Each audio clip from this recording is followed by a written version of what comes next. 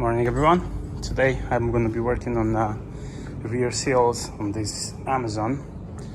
I already cut the rust to inspect it, and now I have to cut a little bit more, try and build the whole thing. I do have the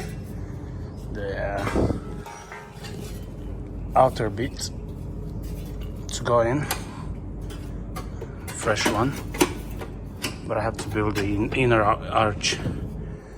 I have to build the corner. I have to cut all this, start welding.